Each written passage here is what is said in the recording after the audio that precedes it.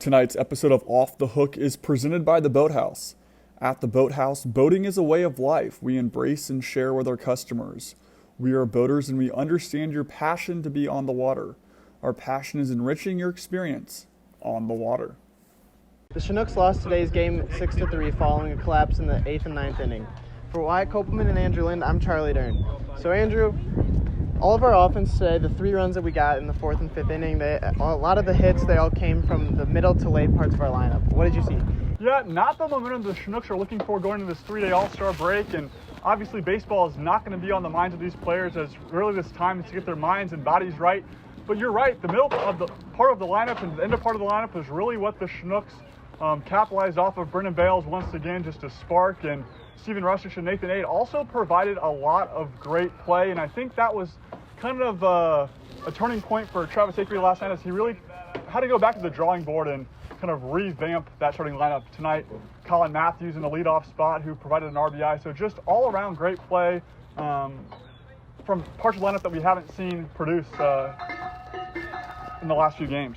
Yeah, I thought the middle of production, to your point, Andrew, was great. We also saw Steven Rustich, today's player of the game, really get going, and he just said, to just continue to play where his feet is. That was the words of advice from Travis Akery, and fortunately enough, he was able to finally get going after really just hovering around the 180 mark with his average over the past couple of weeks. And not to mention, he's also had to make the transition defensively over to third base. Did play a little bit of first base for Northwestern this year, but has played a lot of catcher in his career, and making that transition to third has been rough. He's bobble balls here and there, but looks like he had a lot better command just on the left side of the infield today. He was able to make the plays, and I really tip my cap to him for being able to come in, produce offensively, and then also just kind of anchor the defense on the left side. Now, Wyatt, after last night's game, Josh Glenn pulled the whole bullpen aside, and he was talking to them, and when I asked him what he was saying, he's told them that basically he's sick of giving them all different signals. So he wants them to all have one sign for today's game where they threw the kitchen sink at the Mallards. 8 different pitchers, 7 different relievers.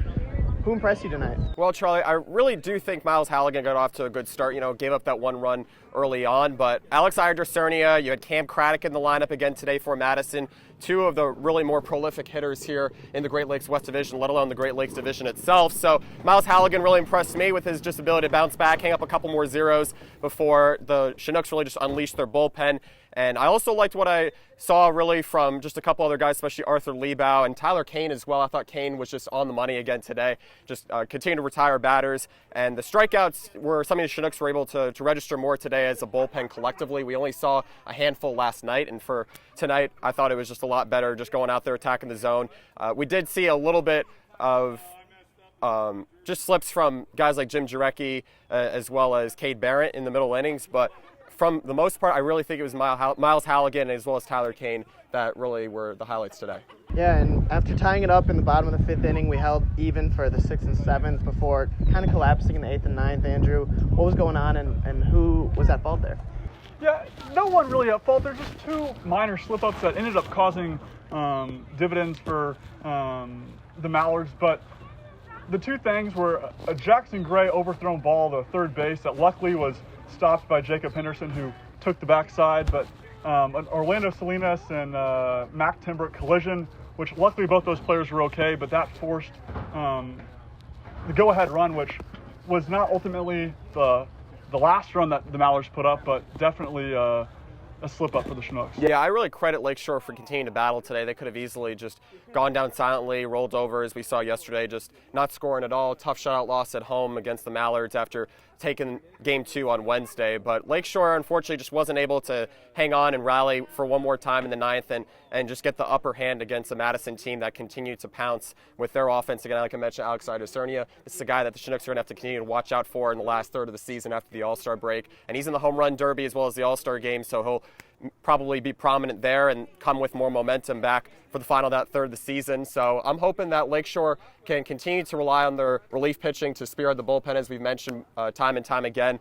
Jacob Henderson picked up the loss today. It was unfortunate for him. He was really working the off-speed stuff to his perfection at points in the game, and fortunately Lakeshore has a few days to just go get rest and come back for a strong finish, hopefully. Well, Wyatt, you mentioned the All-Star game, the Home Run Derby taking part tomorrow. We have Chinook veteran Griffin Dorshing partaking in both those events. What are you expecting to see? What are you hoping to see? Yeah, Griffin Dorsching's been a big bopper all season here for Lakeshore. Had his points of struggle before leaving to prepare for the MLB draft. Wasn't drafted, as he will be heading back to Oklahoma State, but hopefully Dorsching can come back with a strong mentality in Mankato and just crush the absolute mindfulness out of the ball, as he hopes to just really make a name for himself as well as for Lakeshore. This guy has been the face of the franchise all season, played here in 2019, and then of course he'll participate in the All-Star Game festivities come Tuesday night, so I'm excited to see what he can do at the plate. Following the All-Star break, the Chinooks return on Thursday night